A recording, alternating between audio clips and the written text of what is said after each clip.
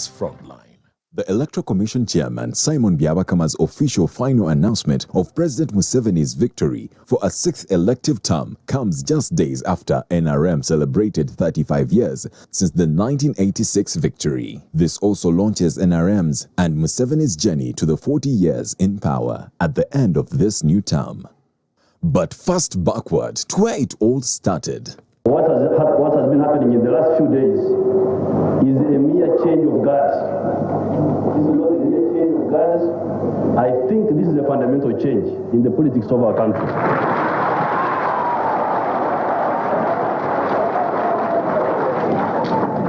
A fundamental change is what Museveni promised then, and it was anchored on 10 points which were to guide the new government. Key among were democracy, security, consolidation of national security and elimination of all forms of sectarianism, defending and consolidating national independence, build an independent, integrated and self-sustaining national economy, restoration and improvement of social services and rehabilitation of the war-ravaged areas, elimination of corruption and misuse of power. Then the big question, 35 years later, what has fundamentally changed? Anyone attempting to explain this fundamental change would also need to put a finger on key traces of the same. When President Museveni was being sworn in 1986, some 35 years ago, he said he was going to bring a fundamental change. I think I leave it to the viewer or the listener to see whether there is something remarkable, unusual, exceptional in Uganda during these 35 years that is not anywhere in any other country in Africa.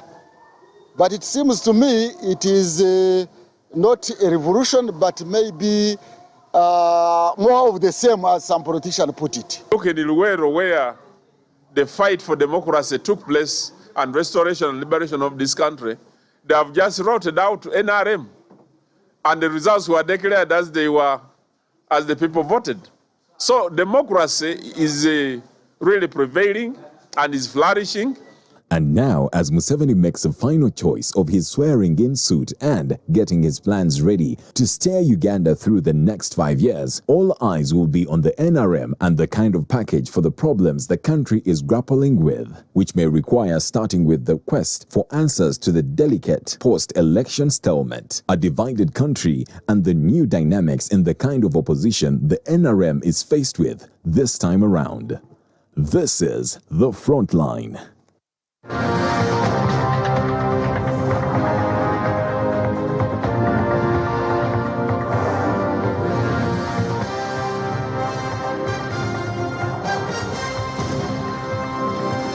NBS Frontline. All right, streaming live from Lot 13 Summit TV Road, the home of Next Media Services. Welcome to The Frontline. My name is Joseph Sabit. Tonight, we focus on the 35 years old journey of the NRA, now turned NRM revolution that captured power on the 26th of January, 1986. Tonight, in studio, we have one of the gentlemen who went to the bush and serves as the minister in charge of animal husbandry. Previously, he served in the docket of defense in charge of veteran affairs. He's also the member of parliament for Isingiro North and has been re-elected back to the 11th parliament. Welcome to The Frontline, Lieutenant Colonel, retired Honorable Bright Ramirama. Thank you. Thank you. Good evening, viewers. All right, and right next to him is Mr. Ofono Pondo Podel. He is the Executive Director of the Uganda Government Media Center. Welcome back to The Frontline, sir, after a while. We surely missed you. Thank you, Sabiti, and the viewers. When we are discussing this, I think you should introduce me as an ideologue of the NRM. That's more appropriate for appropriate for this discussion. All right, well, I'll accord you all your titles, sir. Everything that you deserve. And let's welcome now Honorable, Member of Parliament elect for Kasanda District, Flavia Kalule. Welcome back to The Frontline, now with a changed status, and congratulations upon a campaign well run. Thank you very much, Sabiti, and good evening, viewers. Thank you very much, and special thanks to the people of Kasanda that elected me to be their representative in the 11th Parliament. All right, I don't know whether to congratulate Honorable Ssemuju Nganda because it looked an obvious. it looked obvious. Was there a race in Chira municipality? Sheffield United yesterday beat Man U. That only happens in football. No, even in politics it does. Did you ever imagine that second is going to lose as terrible as he did? So I have every reason to thank the people of Chira for entrusting me with the responsibility of continuing to represent them in Parliament. All right, congratulations, and we look forward to how you will handle the transition in Parliament. There's a new official opposition party in the House. You'll be giving way after 20 years. There has been a transition from, of course, within ourselves, one leader of opposition handing over to another. It's not something that we've not done. Except that there's a new big brother in the House now, in the opposition House. The fact that he's a big brother, so it's exciting. Welcome to the Frontline, Honorable Ssemuju, and let's welcome. Are you insinuating that my young brother Ssemuju is going to lose some of his pecs? Oh, we are talking about transition. I spoke to, you see, in Ghana, they even had to enact a law called the Transition Act and appoint a director for transition. A minister in a government that lost power told me they didn't even know how to hand over office. As they were waiting, doors were knocked. Guys, you leave, we want to begin preparing. So it isn't a simple thing. All right, Sarah Birete from Center for Constitutional Governance, thank you for sparing time to be on the front line. Let's start with the basics. I'll start with you, Honorable Bright Ramirama. 35 years ago, when you and colleagues walked through Kampala, when you look at this country today, is this what you envisaged? Well, I'm very proud that I've seen it from the beginning today, and I want to assure the viewers and the country a lot has been done, including working here in this studio. So we have seen the economy growing. When we came in, we are lining up for sugar. We produce enough sugar now, we are looking for the market. We are lining out for beverages, we produce them now. We had no money in the coffer to pay the workers. We can now afford to pay the workers. When you look at the health sector, every sub-county now, almost 85% have health centers free. That's an improvement in the health sector. In the education sector, we have grown. We had one university, I don't know how many universities we have now. Infrastructure, it speaks for itself. You can move from here to Kisoro, you can move from here to the border with Sudan, you can move here to Arua on tarmac. We have achieved quite a lot. Democracy has deepened. As I heard my brother Ssemuju insinuating, people choose their own leaders. And I think we are having elections every 5 years. And this has been achieved. So quite a lot has been achieved. And people who knew Uganda where it was when they come here, they don't believe it.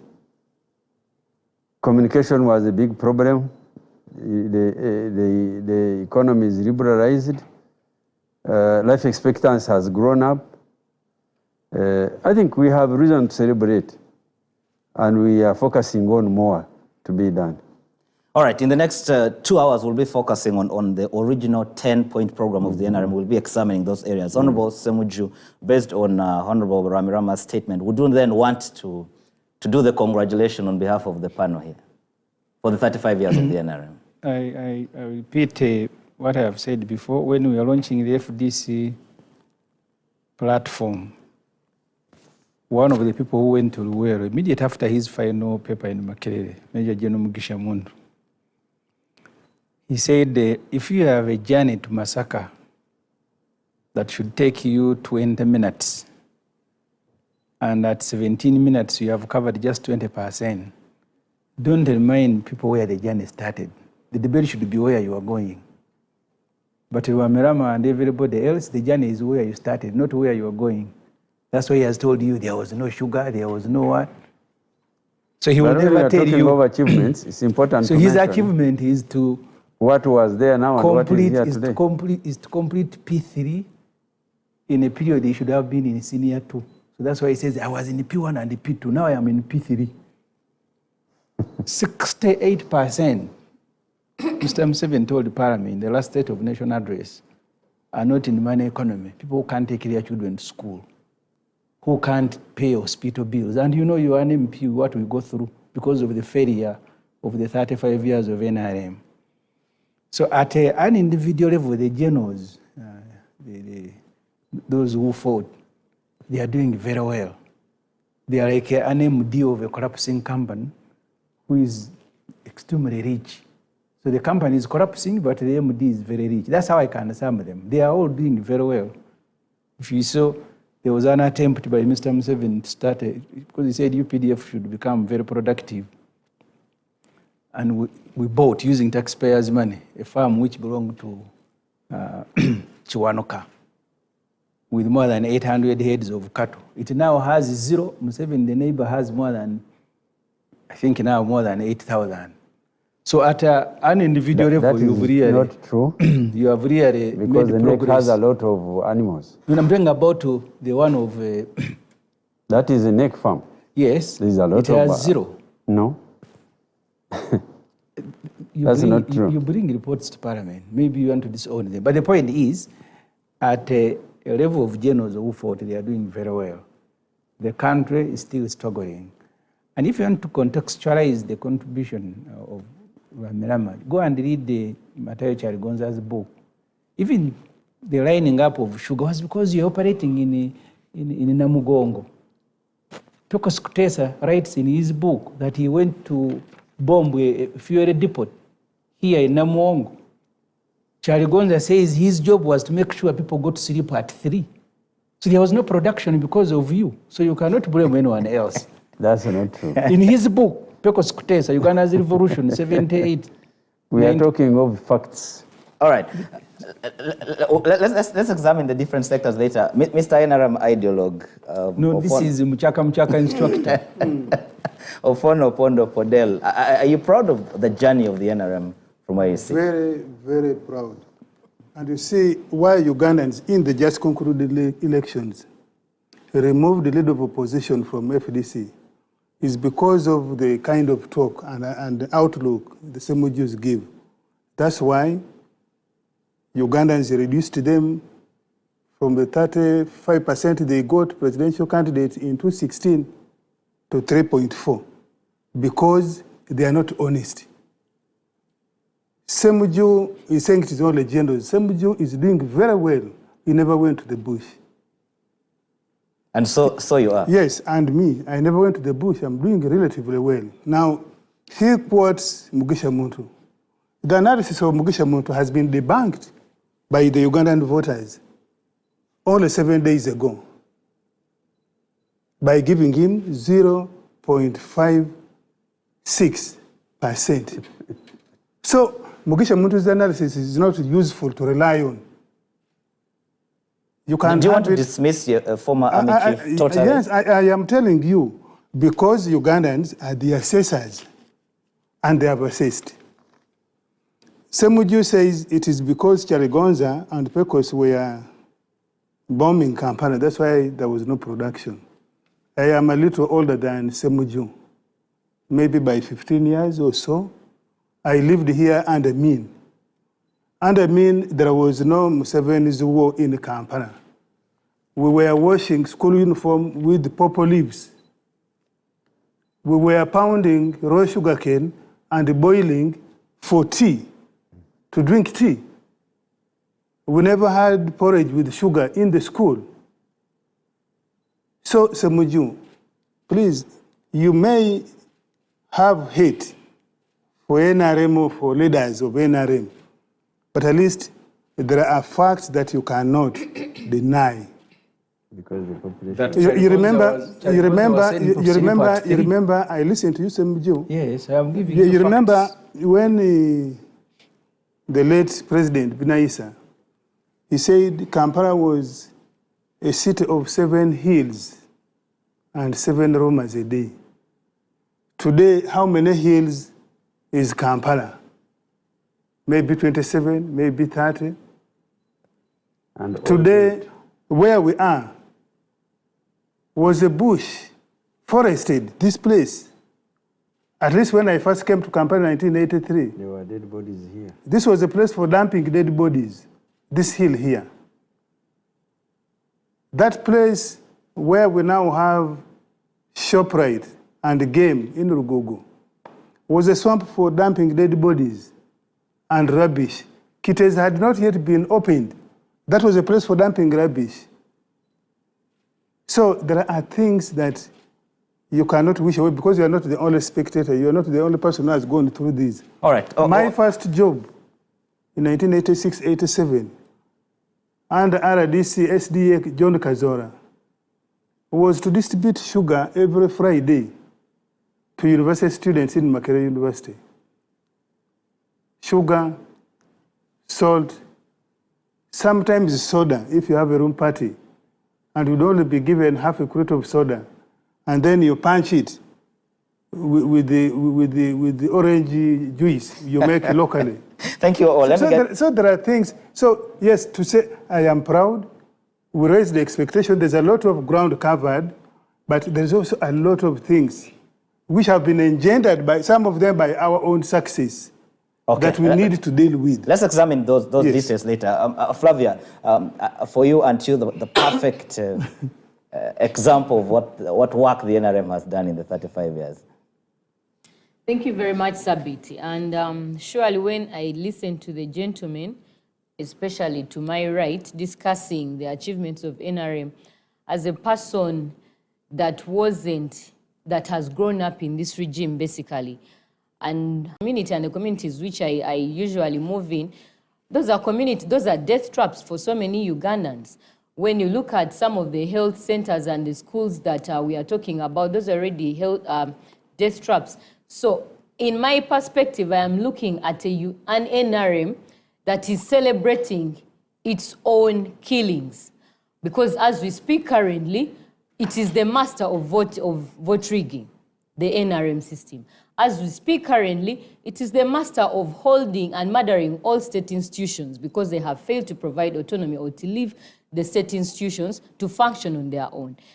I know we are going into parliament, but I have never seen, I'm yet to see a parliament where there is no state interference or the presidential interference. It is always very vivid and very ably taken care of. The bribery is at its worst, the corruption is at its peak. So I am wondering why they even labor to go into the bush. Now, people like us, our generation of young political actors, are just tired of the rhetoric of we went to the bush, we fought, we have given you peace, we have given you freedom, because all the things they fought for, we don't see why they even fought, because now we are fighting the exact things that they were fighting. That means that they have overstayed their stay, and they've overstayed their welcome, and we just need to find solutions on how to send them out of this country forever, because we are just tired of their rhetoric and their stories all the time. Are you going to find for them citizenship in Congo or South Sudan?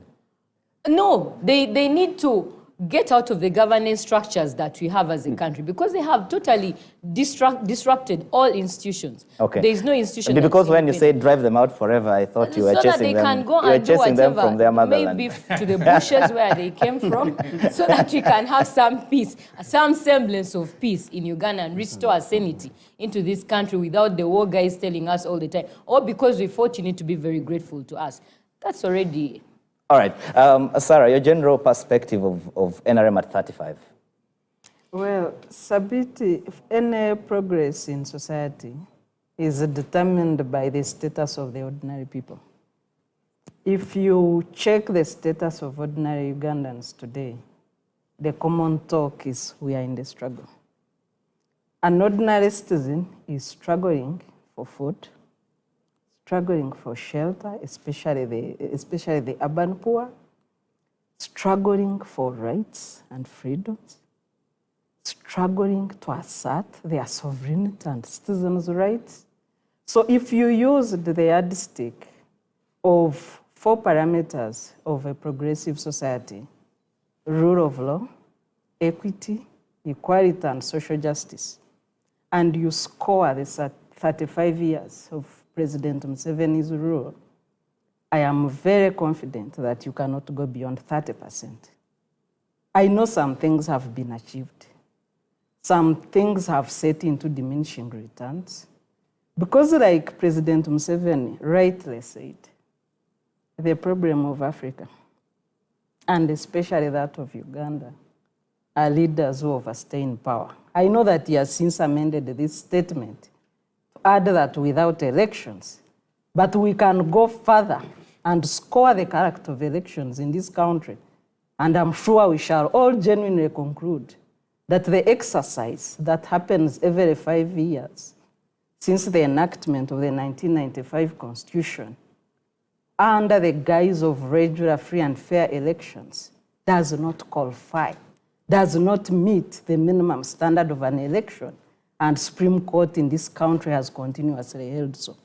So to me, that is how I would score this government, the regime of President But since you refer to the Supreme Court, would you want to add that they have also said the irregularities are not enough to affect the outcome of the result? I know as a lawyer, yes, you would want yes, to say that. I can conclude on that. Yes. You see, in 2001, 2006, and 2016, all the judges of the Supreme Court have consistently ruled that the elections fall far below the standards held in our rules and regulations governing elections. I know that they add the clause of substantiality, which was partially demystified in the Amama Mbaba's petition by the amicus application of Makere Lordons.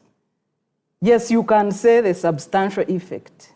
And for example, if we can use the exercise that we have just concluded, I know Justice Byabakama today said he's releasing full results. My expectation as a citizen and a civic actor in this country was that he would release normal results as transmitted to Electoral Commission per district. But he merely released the same things that he was reading on 16th with no basis. Yet the law is clear that each district must transmit full results to Electoral Commission. Do we know how each district voted in this country? All right, thank you. Let's now focus to democracy. I'll start with you, Honorable Bright. In 1980, the camel that broke the back of your group was a bad election. The candidate of UPM was clear: if the elections are not free and fair, he would go to the bush. He lived in this country. Is it time to play that song of Ronald Mainja, of Bizemu? The things that you went to the bush to fight about are right here with us, if you listen to what your colleagues on the table are saying. Well, you know, sometimes the taste of the pudding is in the eating. You see what is happening here is a litmus paper. That actually, what you see here is democracy. You remember those days, people did not have freedom of expression. The fact that some people can stand here in a studio, and to me it is an achievement. Tolerance. People would not tolerate diverging views. But you see what happens here is somebody comes up and abuses the president, they draw the cartoon, they do whatever they want to do. What else can one say about democracy? To me, I think we have achieved it. We have also achieved so much on gender issues. We have achieved nearly in every front. What is true is that the poverty indexes have remained in some parts a big challenge. But it's a symptom. It's a symptom of the way we live. The population, when the population is increasing at this rate, and the resources sharing becomes a problem. You have seen in some places where the population growth has been going very fast. So you expect to deal with so many challenges. It's a symptom that actually the population is growing faster than the resources. Now, when we look at the aspects of of the standard of living. Surely a lot of things are happening. We had so many grass searched. We are almost chasing grass searched in the whole country. All right. Honorable Bright, we'll focus on the economy a bit. I wanted us to talk about the democracy aspect particularly. Your leader stood in this country and said if elections are not free and fair, I'll go to the bush. He was tolerated, right? There was no military siege around his house. And when you look at the way you treat people who disagree with you, do Ugandans have to worry about your level of tolerance that you say has been improved? Well, the argument here, which I always find in this room, is peaceful transfer of power. And my question has been, when I win an election, do you want me to transfer power to you and deny the rights of Ugandans' choice? Because we go for elections every five years. And people choose him. I saw the map which you draw here, in the north, in the east, in the south, in the west, only Uganda. So do you want to disenfranchise the population by simply saying, Museveni, you have stayed here for a long time, transfer power even if you have won by 58%? Is that what you would call tolerance? Is that what you would call democracy? These colleagues of ours have been elected. We are tolerating them. They should also tolerate us because the population wants us. All right, thank you. Thank you, Honorable. Honorable Seg1, your take on our level of democracy as a country, 35 years in the hands of the NRM. You see, the trouble we have with a debate like this is that I don't remember what position the Honorable Rwamirama held when Museveni captured power. The people who went with Museveni to fight at the very beginning,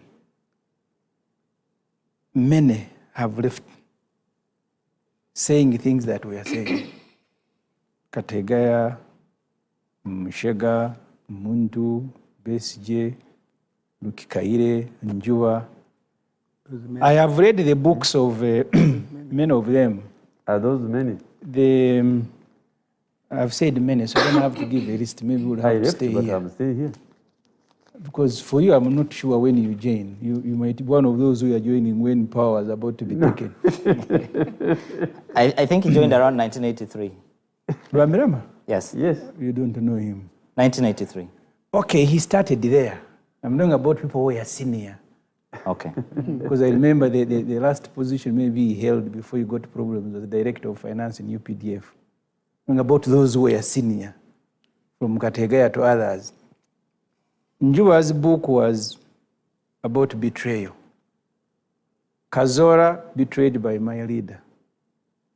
And I can understand why they don't want books. And I told them what Charigonza wrote. Said this is not factual.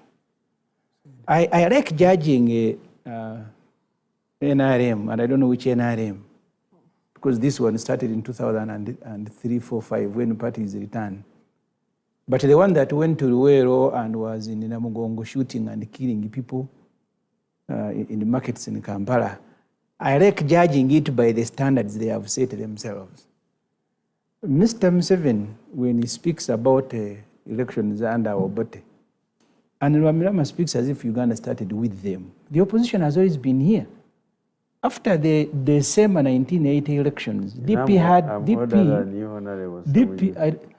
I will tell you things that happened before I was born. Yes, that's the reason people go to school. That's why people go to school. No. Now, after 1980, December, DP had about 67 members of parliament and UPC about 70.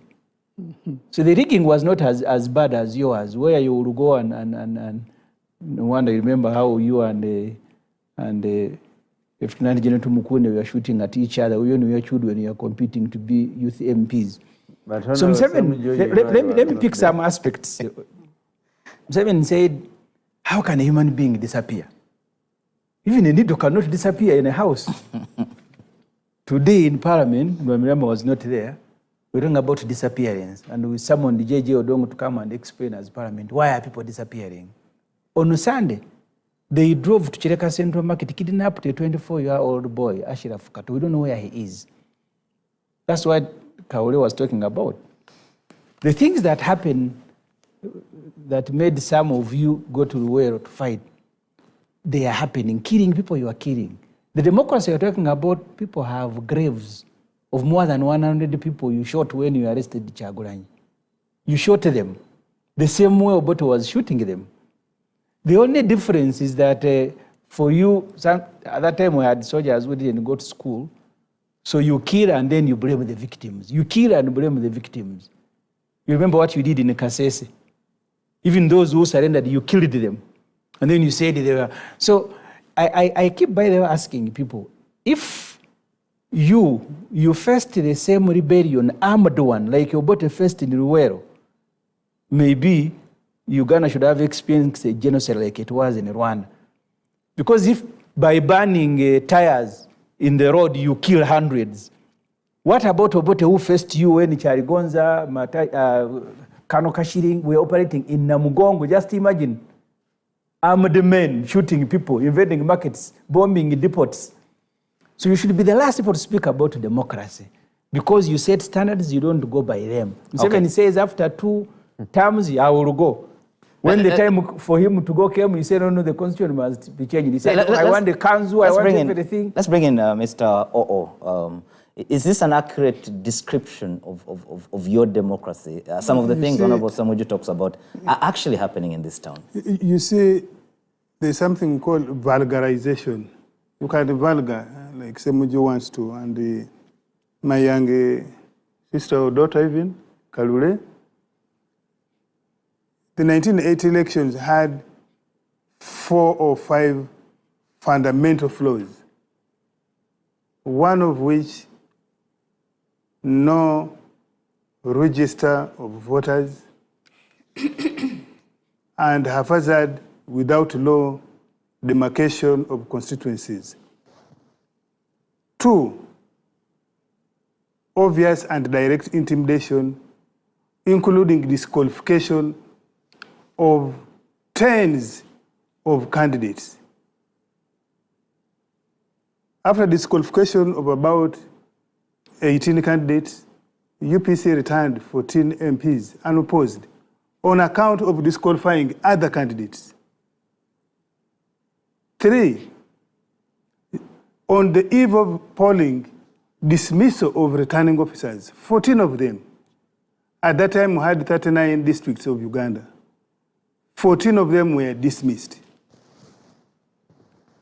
On voting day, multiple voting by even children, refusing the person in charge of the Secretary Electoral Commission. Mr. Vincent Sekono is still alive. He was told, you are not going to announce. The acting president is the one going to have authority to announce results. 4 or 5. Even the people who were aggrieved with the outcome, with the process, I challenge Honorable Samuju to go and check court records. Of all the people, particularly the DP losers, who disagreed with the outcome and went to court, even as today, those cases were never heard. Sure. Today, as you can see, yes, there are flaws, sometimes intended by different actors, sometimes inadvertent. To let somebody who says, I will go to the bush and you are foolish enough, or who was smarter than you, so he goes to the bush and wages the war. Because Museveni told them indirect, he said, I will go to the bush if it is rigged. And indeed he went. Now, would you expect that the NRM, which is a little bit smarter, should allow somebody who is saying that for me, I am going to ban Kampala, I'm going to bring for you Benghazi? Otherwise, what is the purpose of the law? What's the purpose of the state capability? There was a law and the state in 1982. Yeah, I'm saying, but you can have the state and the law and you act foolish. That's why Obote's 2 times it was overthrown, not by external groups. It was overthrown by internal implosion. So if you are foolish, don't blame another person for being smarter. We are relatively smarter. We use the law. we use the capability of the state. If you threaten the state, you threaten the law, you threaten tranquility of Uganda, don't say, we shall leave you. Because that is the purpose for which the state and the law exist. All right. Now, if you think that our actions of constraining you is ultra-violence, is arbitrary, go to court. And you know, somebody went to court. 2016, you remember, basically went to court, I think. Today, he went to court in matter of constraining him.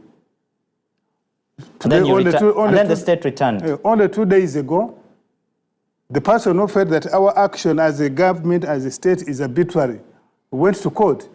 And the ruling of that court, you know it, it has been complied with. That is how governance, how a democracy is. My sister who's talking here, in that 1980 election, out of 126 members of parliament elected, only one was a woman, Teresa Odongo Odoka, from Kabaramaid, only one. Today, if you talk about empowerment, the largest section of society who are women, today, I think we are somewhere towards 180 elected women members of parliament. Yeah, more. Okay, thank you. If I'm not mistaken. All right. A little more than maybe 180. So there has been a strong shift, but that we are not NRM is not saying that there are no failures, that there are no mistakes. Some of them are minor, some of them are major. And it is the NRM which has courage to admit its own mistake and also face up to it. Okay. And together correct it. Thank you, Flavia. Part of OO's message was really straight to you. Let's talk about that. The things that he talks about how the state should act. Okay. I'm sure if you take over power, you would want an existing state that acts like that, maybe. Thank you, Sabiti. And it's funny because I actually keeps telling people that I think NRM is just a mere shadow of its former 10-point programs. It's 10-point programs. Because just starting with the women, the gender equality that O is talking about, that the NRM likes claiming that they brought on board. Yet the Uganda women's movement has been in the struggle even before the NRM government came in. The Beijing Platform for Action 2001 just put the women's issues at the forefront. In fact, matter of fact, the NRM jumped onto the ship because at the moment it was an international agenda, bringing the women's agenda into the mainstream spaces, political spaces. So they jumped on board and just facilitated it because it was already where it was supposed to be. So, and I have seen women struggling through all these spaces.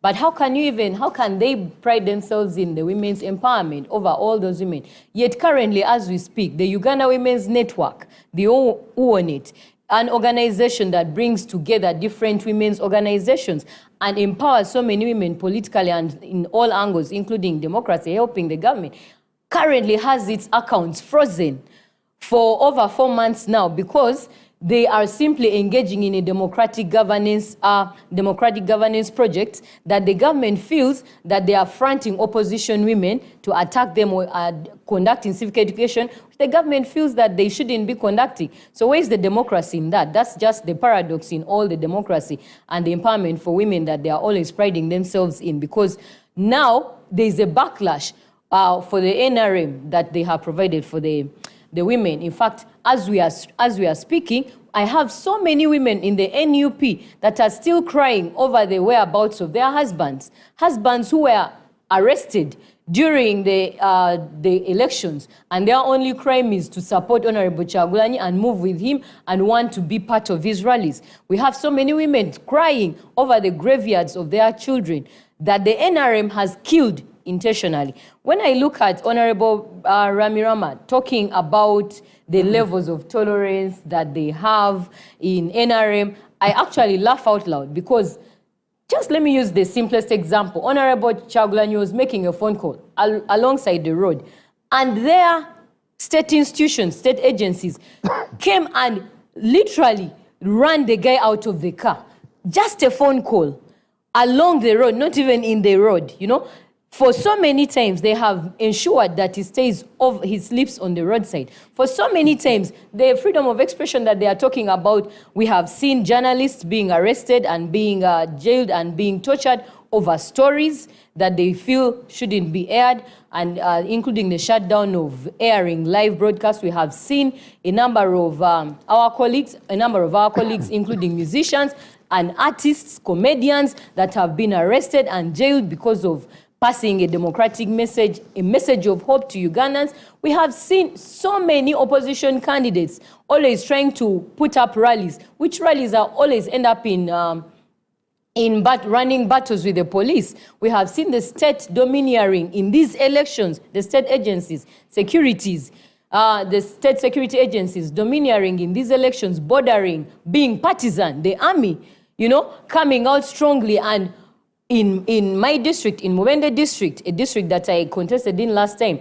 we clearly saw the army engaging in elections, rigging, beating people who had come, including beating candidates who had come to monitor their elections and the tallying and monitor polling stations. How can we even claim that we have democracy when the so-called Independent Electoral Commission that we have in Uganda, just independent by the name, has failed to function on its own without the presidential, you know, presidential interference? It's time to go for a break. The good thing is that